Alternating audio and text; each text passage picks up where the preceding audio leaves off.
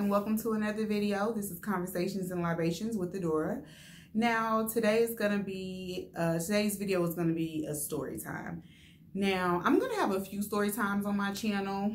Let me just preface it by saying that none of my stories are exaggerated. Right hand to the man, if I could swear on the Bible, I would.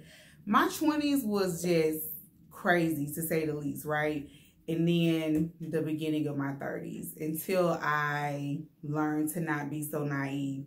Now, in my defense, I was raised in the suburbs, very sheltered. So a lot of things that would be red flags to you guys weren't red flags to me, but I have grown. With age comes wisdom. So again, none of my story times are exaggerated. It's just crazy situations, right? Before we get started, my libation for tonight, I have a mango wine. And I think I got this wine from Trader Joe's. I think I got it from Trader Joe's. So anyways, so today's story time is going to be about a guy that I once dated. So I think I was about maybe 24 at the time. And I met him at a club. This is when clubs was popping. I know now clubs aren't really popping like that, but keep in mind I'm 37 now. So 24 was quite a long time ago. So I met him at a club. Really nice looking guy. He was very, very tall. He was like 6'4", caramel brown skin, very handsome. He had sunglasses on when I met him, but he took his sunglasses off and everything was all good. Because y'all know, a hat and sunglasses on a man can be a catfish, but this was not a catfish. He was really cute. So we exchanged numbers or whatever. We talked that night, went to Waffle House. If you're in the South, y'all know what Waffle House is. I don't know if they have them in the North, but went to Waffle House. And, you know, I was feeling him. Everything was cool. I'm not going to say his name, so we'll just call him B. Okay. So we started talking on the phone and stuff like that, because back then you wasn't really texting like that, because texting wasn't really popular, so you had to talk on the phone. So we talked on the phone, got to know each other, told me where he was from, and about a month later, we're hanging out a lot. We're hanging out, going on dates, going to the movies, this and that. So everything is going really good. Like, this is a really nice guy. He is like the sweetest guy ever. Just super sweet, really nice. So he was kind of hood, but not extremely, but you can tell, you know, where he was from, how he grew up or whatever. But like I said, he was a very nice guy. So fast forward like a month and a half, he would start saying that he had to go out of town. And sometimes these trips would be last minute. Like, we would have something planned and he'd be like, oh, I gotta go out of town. So it became a routine thing where I was seeing him all the time, and now I'm seeing him less. So I'm like, what's going on? So I'm talking to my friends and I'm telling them like, yo, do you guys think, you know, something is going on? Like, he's cheating or whatever, because he's always out of town. I can't get in contact with him. When I call him, it's a short phone call. He's always busy.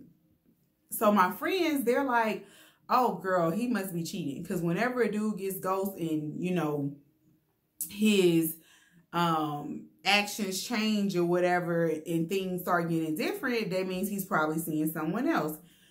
So the next time I talk to him, we talk about it, and I let him know, like, listen, I'm feeling really neglected. You're not around anymore. What's going on? Are you dating someone else? Because we're not exclusive, you know what I mean? So if you're dating someone else, let me know.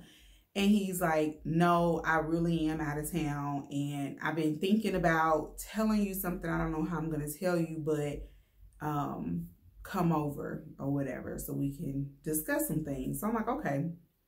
So I go to his house, and this was actually his family's house or whatever. He lived with his family. So I go to his house. Nobody's there. And we're just sitting on the couch talking and, you know, just catching up or whatever. And so then he proceeds to say, I have something to tell you and I don't know how to tell you. And like, it was just a certain look in his eyes, and I knew this was serious. So I'm like, what's going on? You know, what do you need to tell me? And he's like, I don't know how to say this, but I'm a hitman. And I'm like, a hitman? What do you mean? And he's like, that's how I make my money. Now, mind you, this guy, you know, he did have a lot of money. He dressed real nice. He wore designer sunglasses, designer clothes and stuff like that. But it was so long ago, I don't remember if I asked him what he did. I'm sure I did, but he lied. Whatever he said he did to get money, he lied, obviously. So he says that him and his best friend, they are contract killers, right? And they basically get hired to kill people and they make a lot of money. And I'm like, don't really know what to believe, because I'm like, man, dudes will say anything, right? They'll lie to get, so I'm thinking this is a lie. So then he gets in front of me, he gets on his knees and puts his head in my lap and he just starts crying. And he's like, I want to get out of it so bad. Like, I don't like killing people, but the money is so good. And I'm kind of stuck in it. And I just feel so bad. I don't know these people. Like, I want to stop. I really, really want to stop. And I hope this doesn't change our relationship, because I really like you and I really want to continue to get to know you. But I didn't want you to think that I was seeing anyone else cheating or whatever. So I'm kind of weirded out at this time, but I'm like, okay, you know, I understand or whatever. And in the back of my head, I'm still thinking this dude is lying, right? So I'm not taking it seriously, because I'm like, this guy is, you know, so nice, so sweet. Like, I never seen him be violent. Like, how is he a killer? So I talked to my friends about it, and they were like, yo, Toy, he's lying. He's not telling the truth. Like, he's lying. He's just saying, you know, whatever. He's really cheating. I wouldn't believe that. Like, come on. If he was really a contract killer, do you think he would actually tell you or tell anyone, knowing that you could go to the police or whatever? And I'm like, well, I can't go to the police because I don't know who he's killed. But at that time, I decided to just, you know, give it some space, because I'm like, well, I don't know whether he's lying or not. So either A, he's really cheating and this is a lie, or B, he really is a contract killer, which is still horrible. So we eventually just kind of stopped talking or whatever. And a couple of years passed by. And for some reason, I think about him. So I'm like, his number is not the same or whatever. I'm like, well, I want to check on him, see how he's doing. And mind you, this is like a couple of years down the road. So I go to his family's house or whatever, knock on the door, and I'm like, hey, I'm an old friend of B's. I just wanted to check on him. Hadn't heard from him in a couple of years. Wanted to, you know, see if he's okay. And his family is like, oh, he's in jail. And I'm like, what? And they're like, yeah, he's in jail. And I'm like, oh, okay. So then fast forward like a year later, he actually gets in contact with me. I guess his family told him. And he was out of jail at this time. We talked or whatever. Just caught up, but didn't see him. But just, you know, see how he was doing. I forgot what he was in jail for, what he said he was in jail for. And then we didn't talk anymore. So then in 2010, there is a killing that happens. And they had video footage of the killing that happened. And they released the video footage and the person or whatever.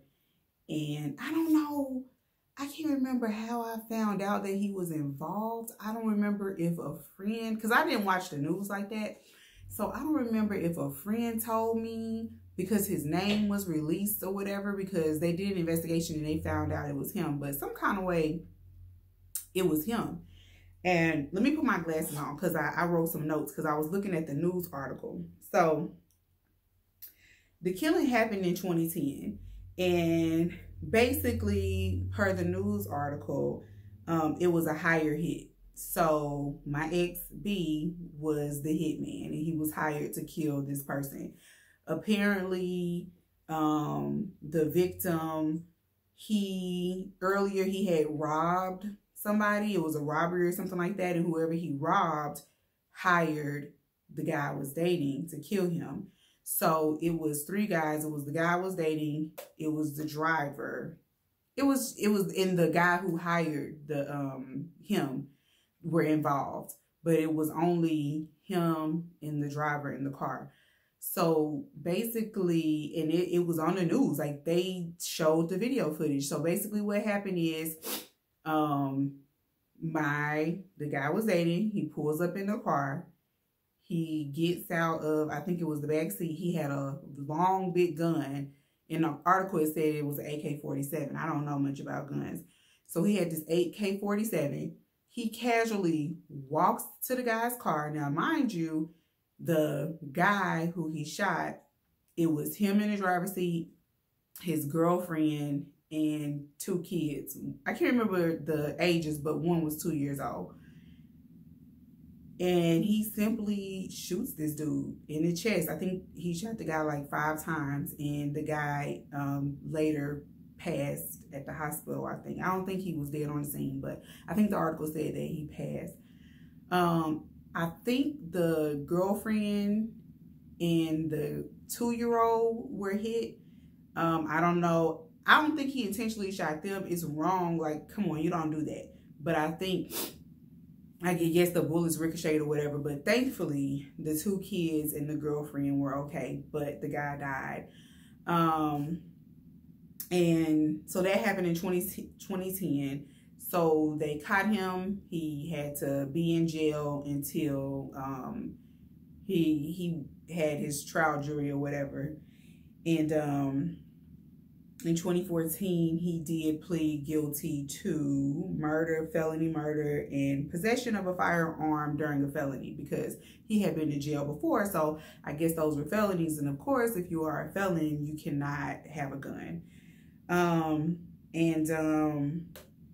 Yeah, in the investigation, the article said the investigation revealed he was hired to kill to avenge a robbery that the victim committed.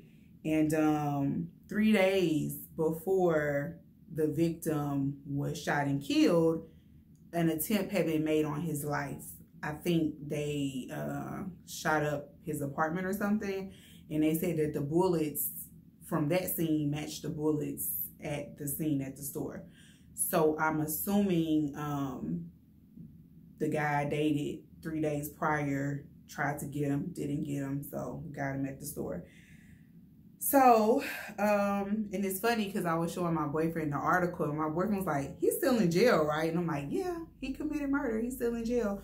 So, they say that he got life plus 10 years in prison.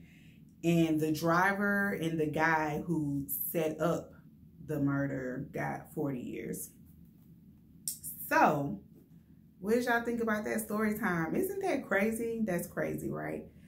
So, yeah, that was a crazy situation. And it's crazy because I went and I looked at his mugshot and I was like, damn, that's him. So I was really sleeping with a killer, literally. Like, and it just kind of freaked me out because I'm like, oh my God, I'm spending all of this time, and this guy that I was spending the night with, he was a killer. And when I tell y'all, he was so nice. So if anybody was aggressive and feisty, it was me. I never would have known. But it just shows how people would do anything to secure the bag, and all morals go out the window. And yeah, so ladies, fellas, be careful who you guys are dating. Make sure you vet people. I was dating him in, I was 24, so like 2004, 2005, and back then the internet was around, but it wasn't as like it is now. Like now when I meet someone, like when I met my boyfriend, I'm like, yo, what is your first, middle, last name? And I don't even know if he knows this, but I Googled him, okay? And everything that he said, everything he said he did, where he was from, everything checked out. So yeah, just make sure you vet your people. But yeah, I hope you guys enjoyed this story time. It was crazy, but it was 100% true. And any comments, leave them in the comment section. And please don't forget to like, comment, and subscribe. That's my first time ever saying that. But yes, like, comment, and subscribe. Thanks, guys. Have a good day.